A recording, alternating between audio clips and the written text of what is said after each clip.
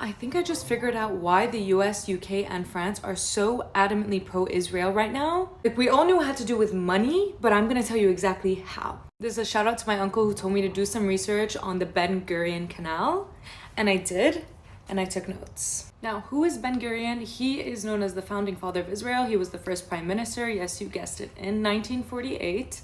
And this canal is a proposal to connect the Red Sea to the Mediterranean Sea through here, right? But we already have a connection, and it's called the Suez Canal. And if you don't know the history, let's get into it. The Suez Canal was opened in 1869, and the Suez Canal Company was given a 99-year lease to own the Suez Canal. And guess who owned the Suez Canal Company? The French and the British. I think it's also important to note that the British Empire originally was opposed to building the canal because they thought it would directly threaten their economy, but instead they just decided let's benefit from it, bought 44% of the shares in 1875, so they were all good.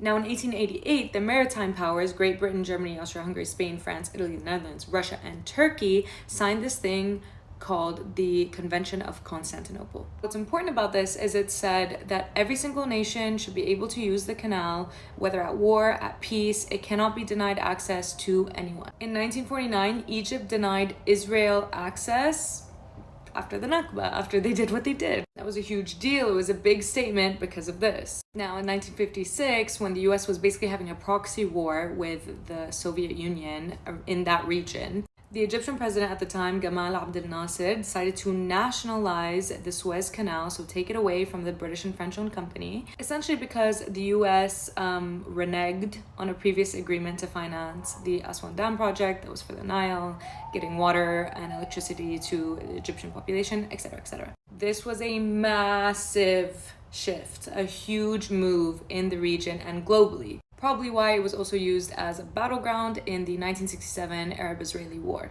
Now, after the Arab-Israeli War and the Geneva Conference, etc., what you need to know is Israel and Egypt signed a peace treaty at Camp David, signed by Jimmy Carter. This is from a US government website, by the way. My sources are checked, tried, and trusted. And the US was given credit for orchestrating a peace treaty between these two countries. Again, why were they involved from the beginning? Who knows? The US has always been here. We're in 1979 now. Should all be cool. A peace treaty was signed. Like, everything is perfect. Suez Canal is open to everyone. Cool, cool, great, right? Wrong. 16 years before this, and even before the Arab-Israeli War, the US Department of Energy and the Lawrence Livermore National Laboratory had been making a plan for something else. In 1963, they made a classified plan to help excavate the Negev desert hills with 520 nuclear bombs to help create a canal. This was only made public in 1993, 1994, depending on the sources you check. So at the time of the peace treaty, nobody knew this was going on, except, of course, Jimmy Carter. Now, we could also talk about how the war was a product of collusion between Britain, France, and Israel, and they decided to initiate the war, but we'll save that for another time. You might be asking yourself, why do they want to build another canal? Like, we have the Suez Canal right here. Why do we need a canal through here? This is where the money comes in, baby. Without the Suez Canal right here, ships from Asia would have to go all the way down and around Africa in order to reach Europe. This canal right here currently sees the passage of 12 to 15%, depending on the source you check, of the world's trade and 10% of the global oil distribution.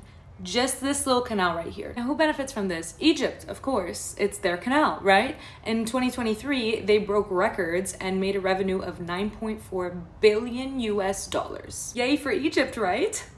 Well, how do you think the US, the UK, France, and Israel feel about that?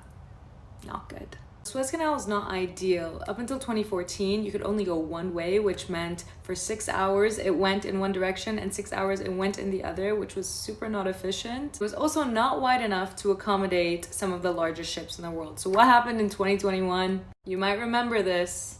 One of the world's biggest ships jammed the Suez Canal, leading to approximately $900 million of losses. The US was really not happy about this, and the Pentagon released a statement that this made it difficult for the movement of their military vessels, specifically to Israel, but not to worry, they had other ways. Now, when they're planning the Ben-Gurion Canal, they're planning to have it 50 meters deep, which is 10 meters deeper than the Suez Canal, and 200 meters wide, which will facilitate the biggest ships in the world going in both directions. Not only that, but directly competing with the Suez Canal, Israel projects that it would make them an annual revenue of about $6 billion a year. Plus. And now for the interesting part. There's one feature about the Suez Canal that's also really inconvenient, and that's the fact that it's built on pretty sandy shores. Now, I'm not an engineer. Now, from what I read, sandy shores are pretty inconvenient for a canal. They constantly need maintenance. But where Israel wants to dish it out to the Mediterranean Sea, it's a rocky land texture, which is ideal for these conditions. Let's zoom into this.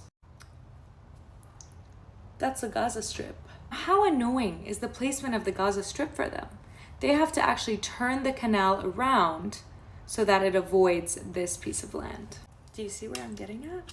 They don't want ships to have to do this entire round and add a little time and inconvenience to their journey and have such close proximity to Gaza. What if they just built it through Gaza? Oh no, wait, they don't want to do that. They don't want to help the Palestinian economy. What do you mean? That would defeat the entire purpose, wouldn't it? Unless they took that land. Yeah, that's what's going on. Israel wants to seize Gaza, annex the land, take it over, so they can build their canal through it. And the US, the UK, and France are all for that because it's going to make them a lot of money at the cost of millions of lives destroyed. Unfreaking believable. Building this canal will not only redirect trade, but historically, Arab states used the Suez Canal to put pressure on Israel. So it will not only increase Israel's geopolitical standing, but it'll also become a strategic asset for diplomatic negotiations for Israel and take away the most powerful thing the Arab states had against the US, UK, France, and Israel to keep them in line. And there you have it. That's the reason.